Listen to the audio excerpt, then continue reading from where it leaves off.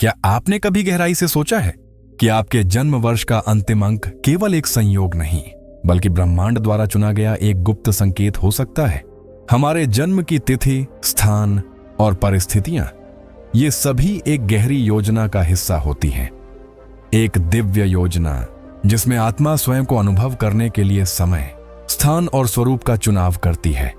इसी संदर्भ में महान योगी परमहंस योगानंद का यह विचार अत्यंत महत्वपूर्ण है कि ब्रह्मांड अंकों की भाषा में बात करता है, और यह अंक, खासकर जन्म वर्ष का अंतिम अंक, हमारे भीतर छिपी आत्मा की दिशा, उसके स्वभाव और उसके कर्मों के संकेत दे सकता है।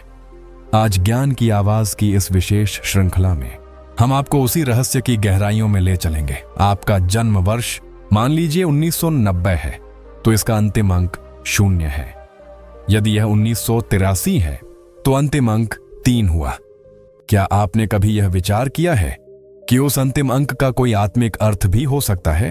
परमहंस योगानंद के अनुसार आत्मा जब पृथ्वी पर जन्म लेती है तो वह अपने पूर्व जन्मों के अनुभव, कर्मों और उद्देश्यों के साथ आती है। जन्म का समय केवल खगोल या गणना नहीं, बल्कि आत्मा की एक आध्यात्मिक स्थिति को दर्शाता है। विशेष रूप से वर्ष का अंतिम अंक उस समय की ऊर्जा, प्रवृत्ति और आत्मा के जीवन के अगले चरण का संकेतक होता है। अंक 0 अनशून्य से शुरू करें। 0 का अर्थ है शून्यता, पूर्णता और अनंतता। यह अंक दर्शाता है कि आपकी आत्मा एक चक्र पूरा कर चुकी है। आप पहले ही कई जन्मों के अनुभव से गुजर चुके हैं और अब एक उच्च स्तर की चेतना के लिए तैयार हैं। आप में वह शांति हो सकती है जो केवल आत्मिक परिपक्वता से आती है। यह अंक यह भी संकेत कर सकता है कि आपका उद्देश्य इस जन्म में केवल भौतिक सफलता नहीं, बल्कि दूसरों को आध्यात्मिक दिशा देना है। यह शून्यता वास्तव में पूर्णता का ही प्रतीक है। अंक 1 की बात करें तो यह अंक आत्मा की उस ऊर्जा को दर्शाता है जो नवाचार, साहस और नेतृत्व से जुड़ी होती है। यदि आपके जन्म वर्ष का अंतिम अंक 1 है तो यह संभव है कि आपकी आत्मा एक नया अध्याय शुरू कर रही है। यह जीवन आपके लिए एक आरंभ है जिसमें आप कई लोगों के लिए प्रेरणा बन सकते हैं। परमहंस योगानंद कहते हैं कि ये आत्माएं अपने भीतर एक ज्वाला लेकर जन्म लेती हैं।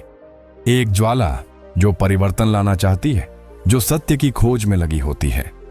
ये लोग समाज में अक्सर अकेले चलने वाले होते हैं, लेकिन इन्हीं के कारण नए रास्ते खुलते हैं। अंक 2। अब अंक 2 पर आइए। यह अंक दर्शाता है द्वैत, संतुलन और सह अस्तित्व। ये आत्माएं अत्यंत संवेदनशील, भावुक और करुणामयी होती हैं। यदि आपके जन्म वर्ष का अंतिम अंक 2 है तो आपकी आत्मा का उद्देश्य संतुलन बनाना हो सकता है, अपने भीतर और बाहर। आप स्वाभाविक रूप से दूसरों की भावनाओं को समझ सकते हैं, जिससे आप अच्छे मित्र, मार्गदर्शक और साथी बनते हैं। परंतु यह संवेदनशीलता कभी कभी आपको भी आंतरिक द्वंद्व में डाल सकती है। योगानंद जी कहते हैं कि ऐसी आत्माओं के लिए ध्यान और मौन की साधना विशेष रूप से आवश्यक है, ताकि वे अपने भावनात्मक उतार चढ़ाव में स्थिरता ला सकें। अंक 3 की आत्माएं रचनात्मकता, संप्रेषण और आनंद का प्रतीक होती है। 3 वह अंक है जो आत्मा के उस स्वरूप को दर्शाता है जो हर स्थिति में सौंदर्य खोज लेता है। ये आत्माएं कलाकार, वक्ता, लेखक या संगीतकार बन सकती हैं, लेकिन इनका असली उद्देश्य लोगों के जीवन में खुशी और प्रेरणा फैलाना होता है। परमहंस योगानंद के अनुसार ऐसी आत्माएं ब्रह्मांड की रचनात्मक ऊर्जा को व्यक्त करने के लिए आती हैं। यह आत्मा की वह अभिव्यक्ति है जो अंधकार में भी प्रकाश देख सकती है। इनके लिए सबसे बड़ी साधना होती है अपनी रचनात्मक ऊर्जा को सेवा में बदल देना। अंक 4। अब बात करते हैं अंक 4 की। यह अंक है स्थिरता, धैर्य और आत्मानुशासन का। जिनका जन्म वर्ष 4 पर समाप्त होता है, उनकी आत्मा इस जीवन में स्थायित्व और स्पष्टता की ओर बढ़ना चाहती है। ये लोग स्वभाव से व्यावहारिक, जिम्मेदार और संरचनात्मक सोच वाले होते हैं।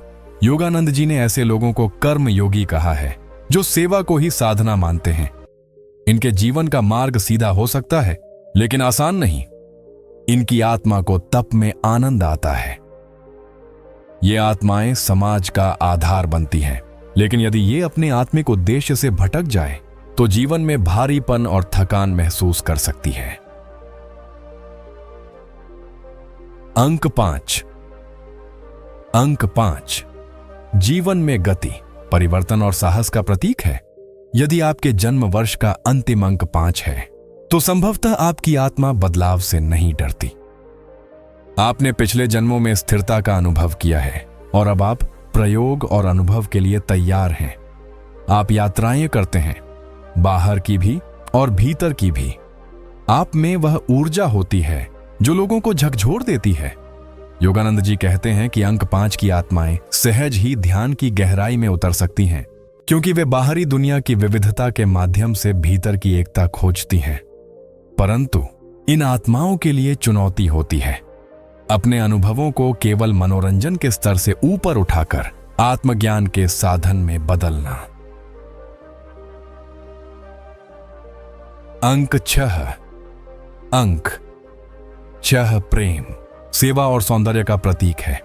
ये अंक दर्शाता है कि आपकी आत्मा एक संरक्षक है, एक गाइड, एक हीलर। आप स्वाभाविक रूप से दूसरों के दुख को महसूस कर सकते हैं और उन्हें सांत्वना देने का प्रयास करते हैं। परमहंस योगानंद कहते हैं कि ऐसी आत्माएं अक्सर परिवार, समाज या समूहों में वह शक्ति होती हैं जो सबको जोड़ कर रखती है। ये आत्माएं बहुत कोमल होती हैं, परंतु इन्हें सीखना होता है कि दूसरों की मदद करते हुए खुद को न भूलें। इनका जीवन उद्देश्य होता है सेवा के माध्यम से प्रेम को मूर्त रूप देना। अंक 7। अंक 7 एक रहस्यमय अंक है। यह दर्शाता है आत्मा की गहराई, जिज्ञासा और ध्यान की प्रवृत्ति। जिनका जन्म वर्ष 7 पर समाप्त होता है वे आत्मा की उस यात्रा पर होते हैं जो बाहर की दुनिया से भीतर की दुनिया की ओर जाती है। ये लोग गहरे चिंतक, दार्शनिक या आध्यात्मिक साधक होते हैं। योगानंद जी कहते हैं कि ऐसी आत्माएं कभी सतही जीवन से संतुष्ट नहीं होती। वे सत्य को अनुभव करना चाहती हैं, न कि केवल मान लेना। इन्हें एकांत प्रिय होता है और अक्सर ये लोग बचपन से ही जीवन और मृत्यु जैसे प्रश्नों में उलझे रहते हैं। इनके लिए ध्यान, स्वाध्याय और मौन ही मार्ग है। अंक 8। अंक 8 शक्ति, उपलब्धि और आत्मनियंत्रण का प्रतीक है। यदि आपके जन्म वर्ष का अंतिम अंक 8 है तो आपकी आत्मा को इस जन्म में शक्ति का अनुभव करना है। पर वह शक्ति केवल भौतिक नहीं बल्कि आत्मिक भी हो सकती है। यह आत्मा सत्ता, व्यवसाय या नेतृत्व के क्षेत्रों में आगे बढ़ सकती है, परंतु इसके लिए उसे एक आंतरिक संतुलन बनाए रखना होगा। योगानंद जी कहते हैं कि शक्ति एक जिम्मेदारी है और 8 की आत्माओं को यह सीखना होता है कि शक्ति का प्रयोग सेवा और न्याय के लिए हो। यदि यह आत्मा केवल भौतिक उपलब्धियों में उलझ जाती है तो वह भीतर से खोखलापन अनुभव कर सकती है, लेकिन जब यह आत्मा अपने उद्देश्य को पहचान लेती है तब यह हजारों लोगों की दिशा बदल सकती है। अंक 9। अब आते हैं अंक 9 पर। यह अंतिम अंक है और इसीलिए यह आत्मा की परिपक्वता, समर्पण और करुणा का प्रतीक है। 9 की आत्माएं अक्सर पुराने जन्मों में अनेक अनुभवों से गुजर चुकी होती हैं। यह जीवन उनके लिए सेवा और मुक्ति का मार्ग होता है। वे स्वभाव से ही दयालु, उदार और परोपकारी होती हैं। परमहंस योगानंद के अनुसार ये आत्माएं ब्रह्मांड की मां की तरह होती हैं। सबका दुख अपना बना लेती हैं और फिर भी मुस्कुराती रहती हैं। इनका जीवन उद्देश्य होता है संसार में रोशनी फैलाना, लेकिन बिना किसी अपेक्षा के। इन आत्माओं के लिए त्याग ही सबसे बड़ी पूजा होती है। अब जब आपने हर अंक के आत्मिक संकेत को समझा है तो क्या आप अपने जन्म वर्ष के अंतिम अंक को अब भी केवल एक संयोग मानते हैं, या अब वह एक खिड़की बन गया है आपकी आत्मा की पहचान को समझने की? परमहंस योगानंद के शब्दों में, जब तुम अपने भीतर झांकना शुरू करते हो तो ब्रह्मांड स्वयं वो तुम्हारे माध्यम से प्रकट करता है। अंक केवल आत्मा की प्रकृति ही नहीं दर्शाते, बल्कि ये हमारे जीवन के विभिन्न क्षेत्रों जैसे हमारे रिश्तों, करियर और मानसिक व भावनात्मक चुनौतियों में गहरे प्रभाव छोड़ते हैं।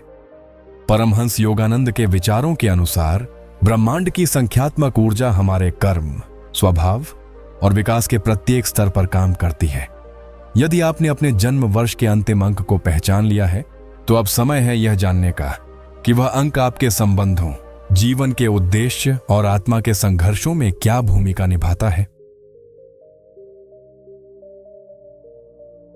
अंक 0। जात। 0 के साथ जन्म लेने वाले लोग आमतौर पर अत्यंत आत्मनिर्भर और भावनात्मक रूप से संतुलित होते हैं। उनके रिश्ते गहरे होते हैं, लेकिन वे किसी पर निर्भर रहना पसंद नहीं करते।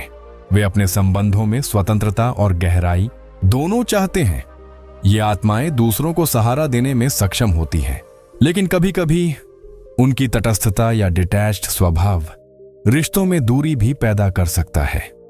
करियर में वे उन क्षेत्रों में आगे बढ़ते हैं जहां उन्हें रचनात्मक स्वतंत्रता और गहराई से काम करने का अवसर मिले, जैसे शोध, अध्यात्म या परामर्श।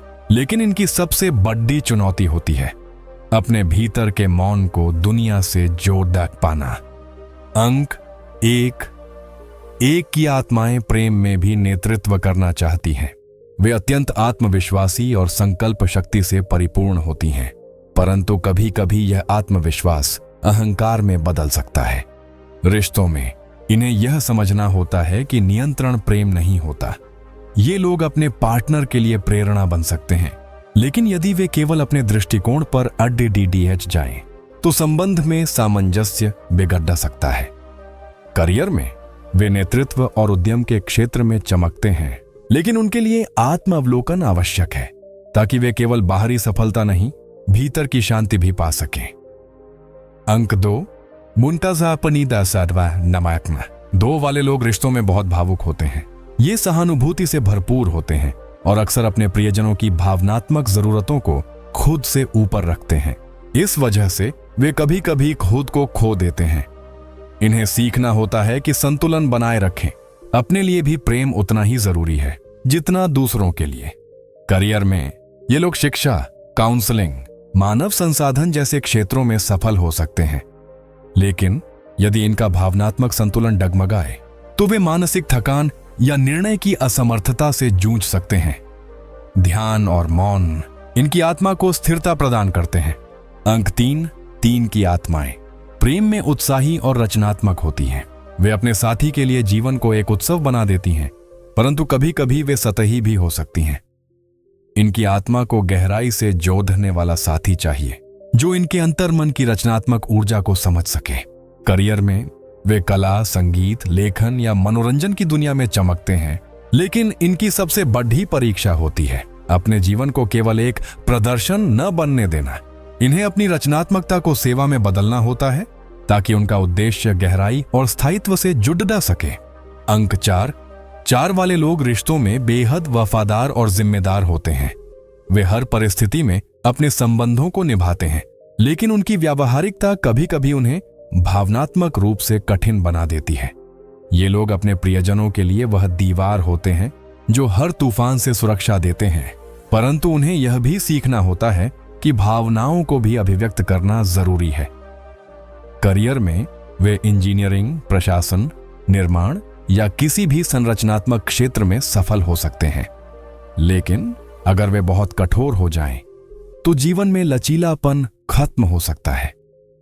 ध्यान और कृतज्ञता इनके जीवन को संतुलित कर सकती है। अंक 5 की आत्माएं प्रेम में स्वतंत्रता चाहती हैं। ये लोग रोमांचकारी, जीवंत और प्रयोगशील होते हैं।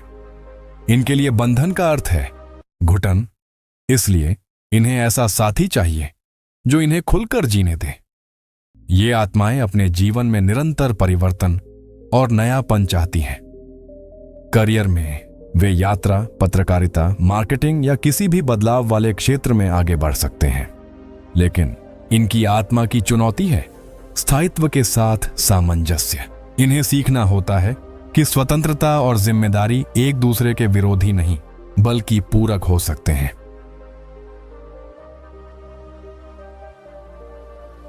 अंक 6 के साथ जन्म लेने वाले लोग रिश्तों में समर्पित, देखभाल करने वाले और अत्यंत सहायक होते हैं।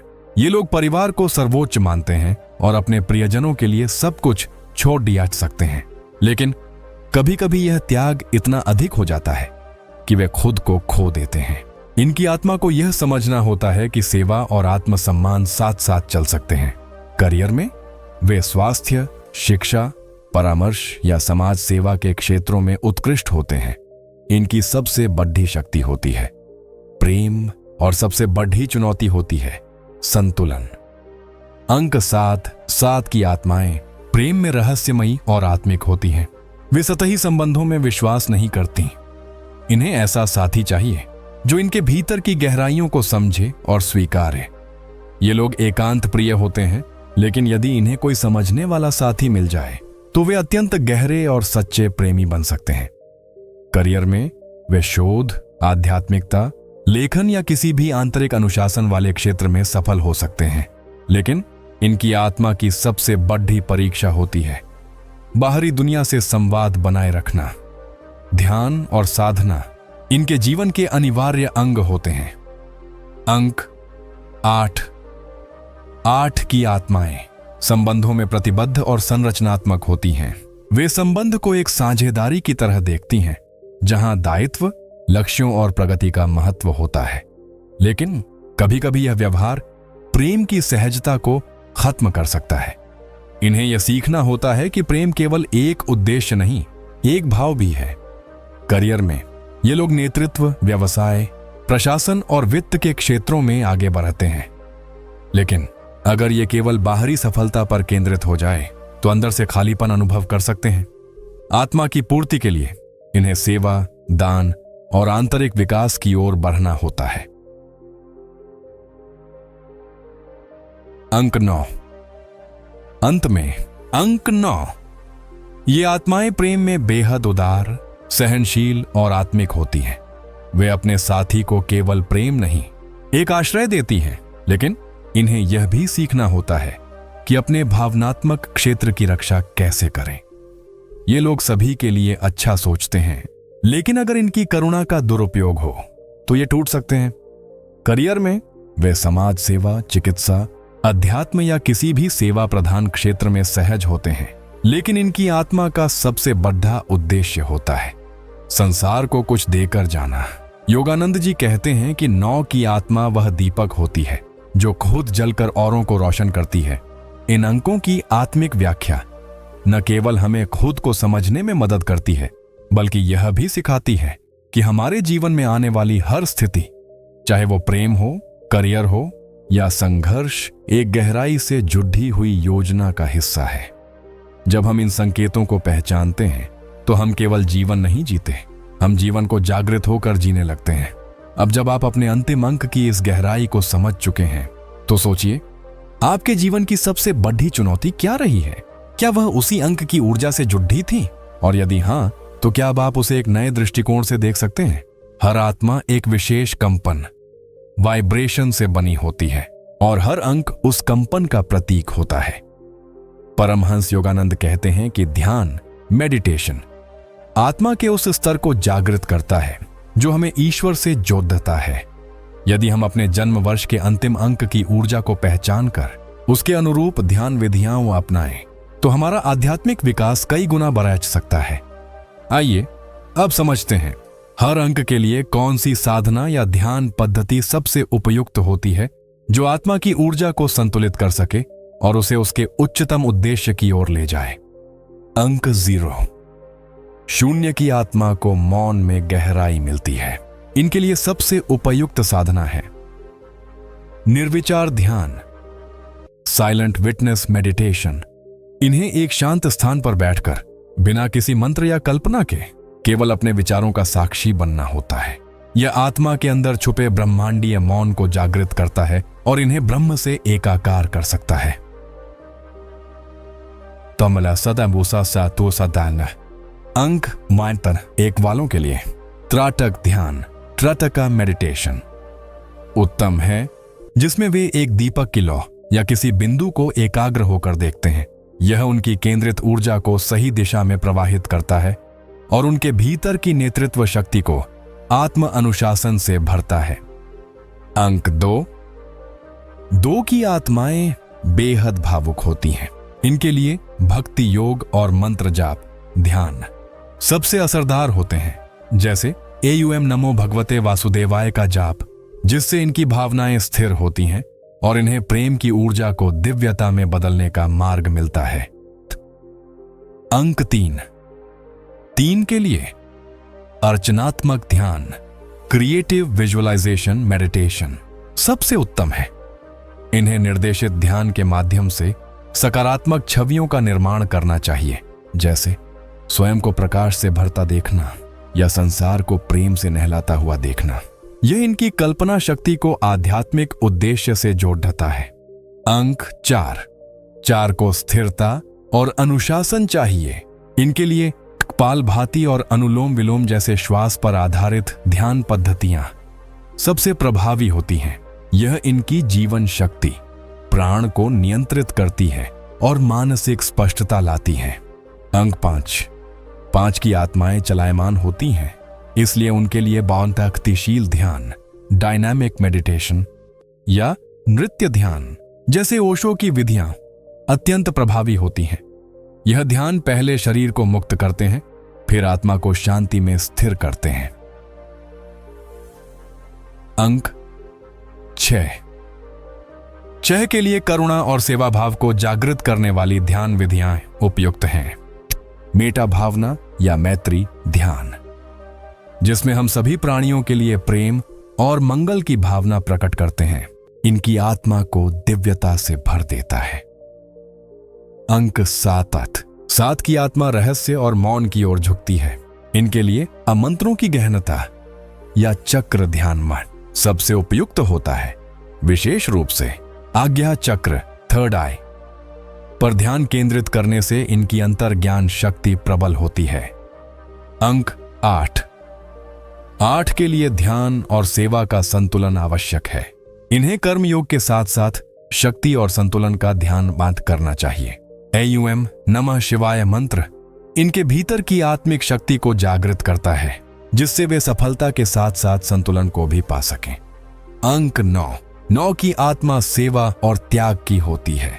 इनके लिए ध्यान से अधिक आवश्यक है ध्यान में सेवा की भावना जोड़ना।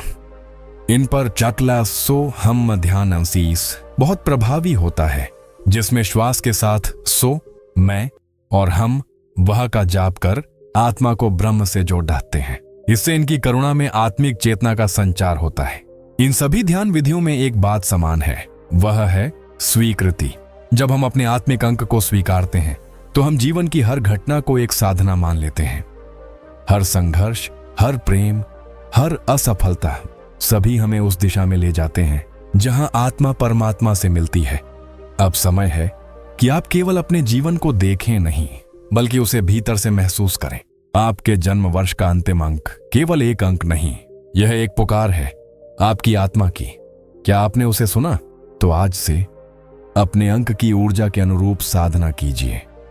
पहले दिन कुछ मिनटों से शुरू करें, फिर धीरे धीरे अपने जीवन के हर क्षण को ध्यान बना दीजिए और देखिए कैसे आपके भीतर की शांति और बाहरी जीवन के बीच की खाई भरने लगती है। याद रखिए, जब आत्मा जागती है तभी जीवन का अर्थ सामने आता है। ज्ञान की आवाज की इस 3 भागों की श्रृंखला में आपने जो यात्रा की है वह अब समाप्त नहीं, आरंभ है। यह अंत नहीं, आराधना है। और हम वादा करते हैं, जब भी आपकी आत्मा बोलेगी हम उसकी आवाज बनकर साथ खड़े रहेंगे। जय आत्मा, जय चेतना।